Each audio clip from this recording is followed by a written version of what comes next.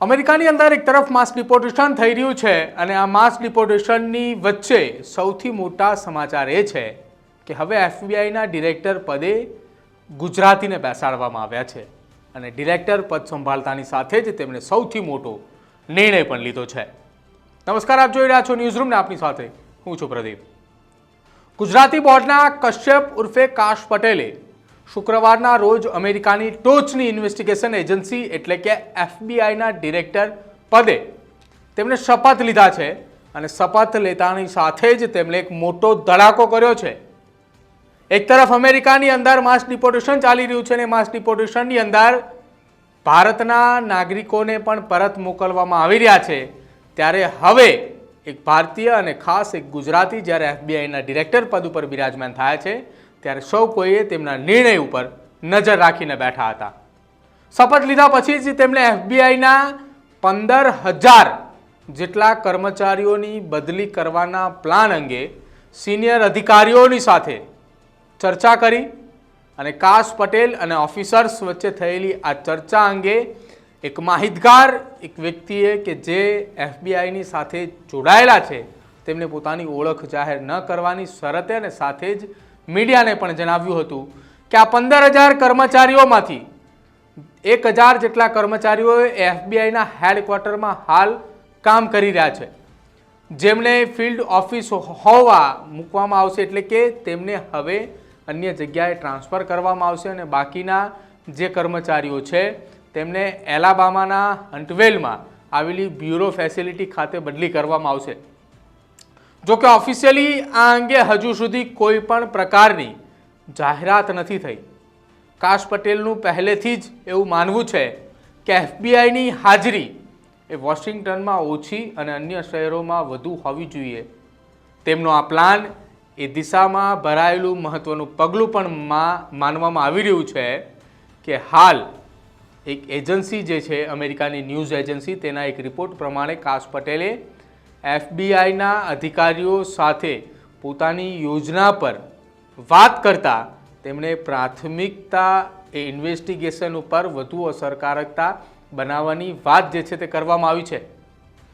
જ્યારે કાશ પટેલ એવું માની રહ્યા છે કે વોશિંગ્ટન કરતાં અન્ય શહેરોની અંદર એફબીઆઈના કર્મચારીઓ એ વધુ હોવા જોઈએ, તેનું એક ખાસ કારણ એ પણ છે કે જો વોશિંગ્ટન સિવાય અન્ય સિટીઓની અંદર જો જોવા મળે તો ક્યાંક આ જે ગેરકાયદેસર લોકો આવી રહ્યા છે તે અટકાવી શકાય।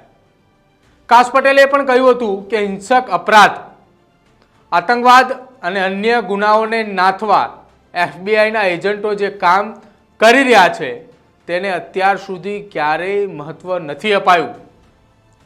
તેમણે પણ જણાવ્યું છે કે ફિલ્ડ રિસોર્સ અને ઓપરેશન કેપેસિટી વધારવા એ અમેરિકાના લોકોની સુરક્ષાનું સાથે જ કવચ બનાવવા માટે સૌથી અસરકારક રસ્તો જો છે તો એ કાશ પટેલે પણ કહ્યું કે રેડસ્ટોન આર્સેનલ ખાતે યુએસ આર્મી પોસ્ટમાં કેમ એફબીઆઈના કર્મચારીઓને મૂકવામાં ન આવ્યા કે અત્યાર સુધી કેમ ન મૂક્યા। જો કે હજુ સુધી ક્લિયર નથી થઈ શક્યું, પરંતુ એફબીઆઈની વેબસાઇટમાં ઉપલબ્ધ માહિતી અનુસાર એલાબામાના હન્ટવેલમાં રેડસ્ટોન આર્સેનલમાં છેલ્લા 50 વર્ષ કરતાં પણ વધુ સમયથી એફબીઆઈની પ્રેઝન્સ એ છે। જો કે કાશ પટેલે શુક્રવારે વોશિંગ્ટન ડીસીમાં વ્હાઇટ હાઉસની અંદર આયોજિત સમારંભમાં ભગવદ્ ગીતા ઉપર હાથ રાખીને એફબીઆઈના ડિરેક્ટર પદના શપથ લીધા હતા અને શપથ લીધા બાદ તેમને અમેરિકાની પ્રશંસા કરતા જણાવ્યું હતું કે કોઈ બીજા દેશમાં કદાચ જ તેમનું આ સપનું પૂરું થઈ શક્યું હોત। ડોનાલ્ડ ટ્રમ્પે કાશ પટેલની પણ પ્રશંસા કરતા એવું કહ્યું કે તેઓ એફબીઆઈના સર્વશ્રેષ્ઠ ડિરેક્ટર સાબિત થશે।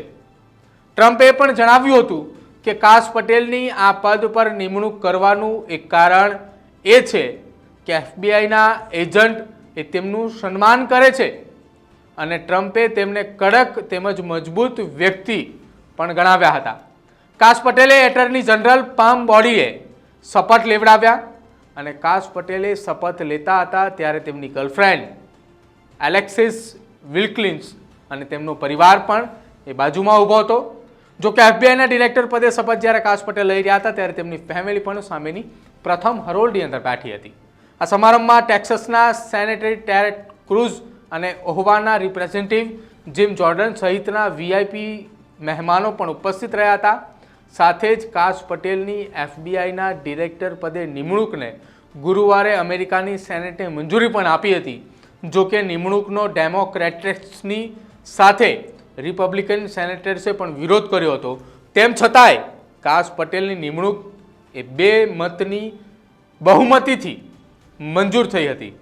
કાશ પટેલની એફબીઆઈના ડિરેક્ટર પદે નિમણૂક તરફેણની અંદર 51 મત જ્યારે પડ્યા હતા, જો કે તેમના વિરોધની અંદર 49 જેટલા મત પડ્યા હતા અને તેમને જે જવાબદારી સોંપવામાં આવી છે તે આસાન નથી રહેવાની। કારણ કે એક તરફ અમેરિકાની અંદર માસ ડિપોર્ટેશનની કામગીરી ચાલી રહી છે અને માસ ડિપોર્ટેશનની અંદર અત્યારે સૌથી વધુ ભારતીયોને ત્યાંથી માસ ડિપોર્ટ કરવામાં આવી રહ્યા છે અને ભારતની અંદર પંજાબ અને હરિયાણાના સૌથી વધુ લોકો છે। સાથે જ અમેરિકાની અંદર રિપબ્લિકન પાર્ટી અને સાથે જ તેમજ ટ્રમ્પ સહિતના કેટલાક લોકોની સુરક્ષાને લઈને પણ એફબીઆઈ પાસે મહત્વની જવાબદારી છે। આ સિવાય ડીએચએસના સેક્રેટરી અને બોર્ડર સ્ટોમ હેવનને પણ તાજેતરમાં જ આઈસી રેડની માહિતી એફબીઆઈ દ્વારા લીક કરાઈ છે તેવો આક્ષેપ કરીને ખળભળાટ મચાવ્યો હતો। જો કે આ તમામ માહિતીઓની વચ્ચે હવે એફબીઆઈની અંદર સુરક્ષાની સાથે સાથે એફબીઆઈને કેવી રીતે મજબૂત બનાવી શકાય તે પ્રકારની તૈયારીઓ એ કાશ પટેલે ધરવાની છે। જો કે ડોનાલ્ડ ટ્રમ્પે કહ્યું છે કે કાશ પટેલના એ અમેરિકન એફબીઆઈના તમામ કર્મચારીઓ તેમનું સન્માન કરે છે, કેમ કે કાશ પટેલ ઇન્ટેલિજન્સી સાથે જોડાયેલા હોવાની વાત જે છે તે સામે આવી હતી ને તેના કારણે જ ક્યાંક તેમને આ મહત્વનું પદ મળ્યું છે। હવે કાશ પટેલની આગામી કામગીરી કઈ રીતની રહેશે અને સાથે જ અમેરિકાની અંદરથી જે બહાર એટલે કે અમેરિકામાં જે માસ ડિપોર્ટેશનની કામગીરી ચાલી રહી છે, જેમાં સૌથી વધુ ભારતીયોને ડિપોર્ટ કરનાર અમેરિકા એ ગુજરાતીઓ તરફેણમાં અથવા ભારતીય તરફેણમાં કેવા નિર્ણયો લે છે એફબીઆઈના ડિરેક્ટર પદ પર બેઠા બાદ તે જોવાનું રહેશે। તમારું શું માનવું છે? અમેરિકાની અંદર માસ ડિપોર્ટેશનની વચ્ચે એક ગુજરાતીને એફબીઆઈના ડિરેક્ટર બનાવવામાં આવ્યા છે અને તેમના ડિરેક્ટર બનતાની સાથે જ અમેરિકામાં ખળભળાટ મચ્યો છે। તમારું શું માનવું છે અને તમારો અભિપ્રાય અમારા કમેન્ટ સેક્શનની અંદર જરૂર જણાવજો। અને અમેરિકાને લઈને આપને કોઈ માહિતી અમારા સુધી પહોંચાડવી હોય તો અમારા મોબાઈલ નંબર ઉપર આપ મેસેજ જરૂર કરી શકો છો। જોતા રહેજો ન્યૂઝરૂમ। નમસ્કાર।